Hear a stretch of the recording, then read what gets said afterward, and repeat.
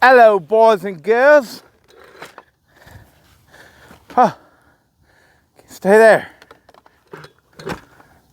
There we go. Woo! Today is a special day.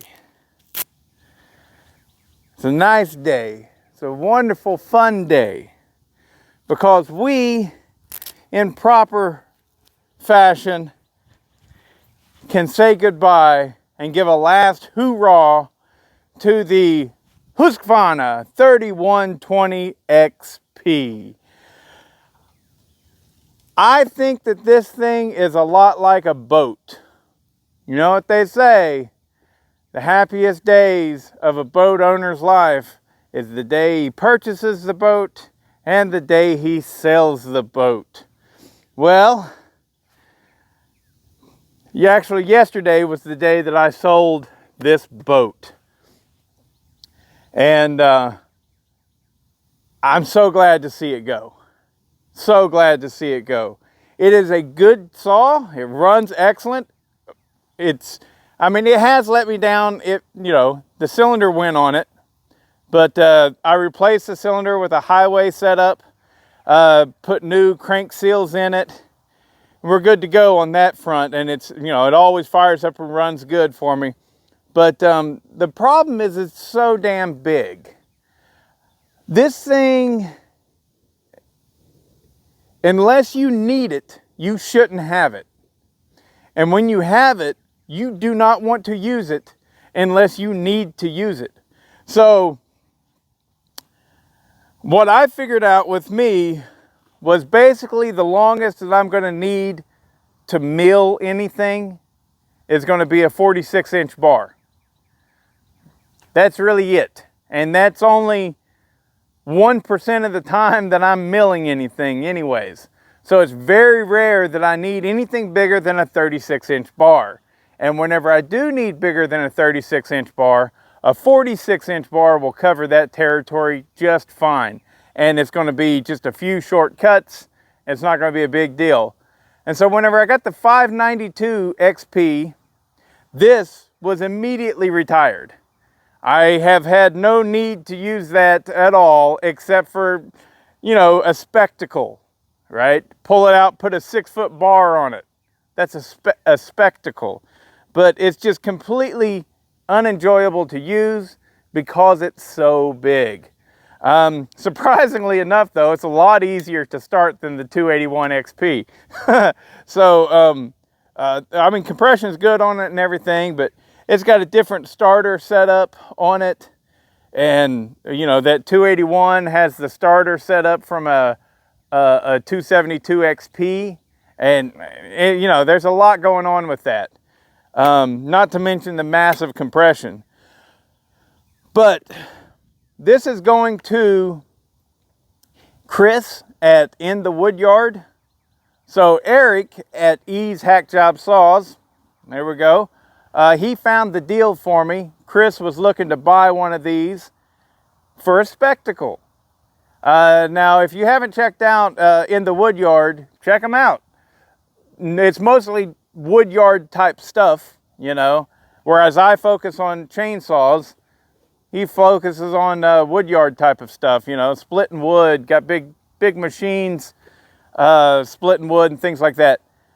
But he's fixing to do a new series where he does all kinds of crazy stuff, and he was telling me about it, and I don't want to give anything away, but perfect spectacle saw.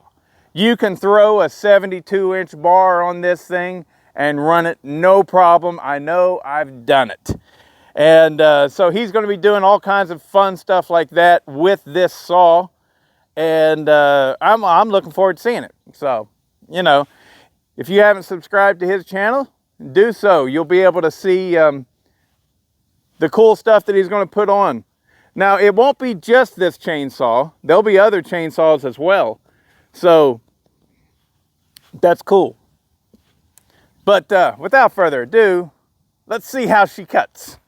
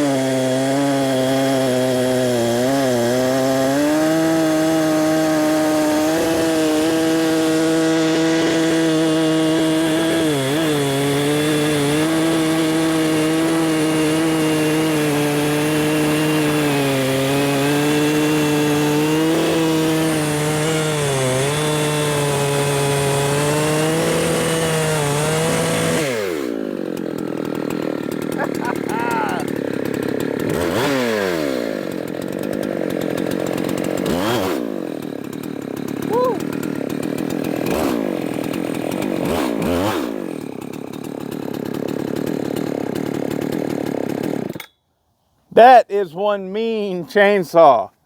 So it is running an 8-tooth sprocket. Oh,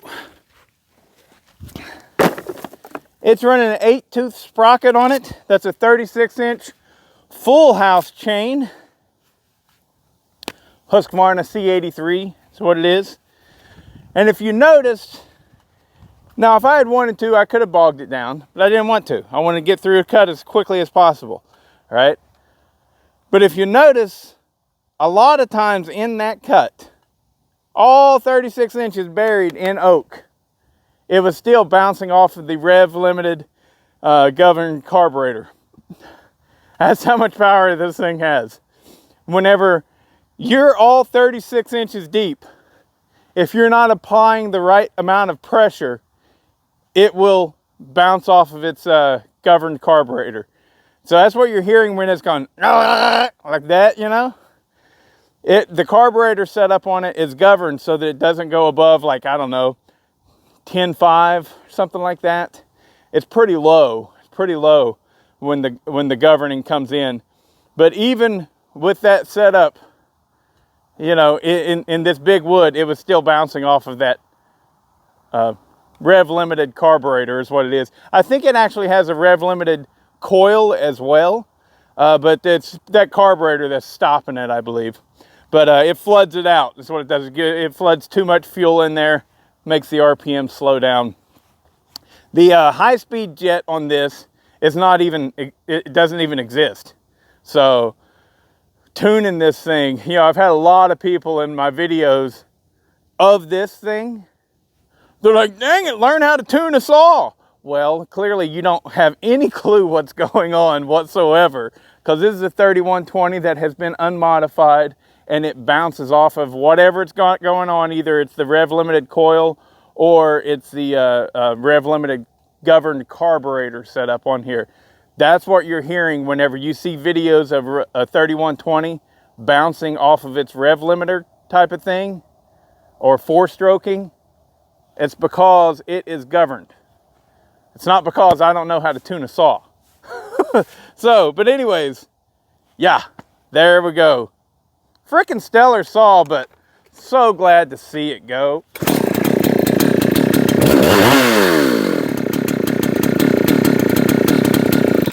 And it's going to go to a good home where he can make all kinds of videos that people just got to click on. Oh my God, you're going to cut what with what? That's going to be cool.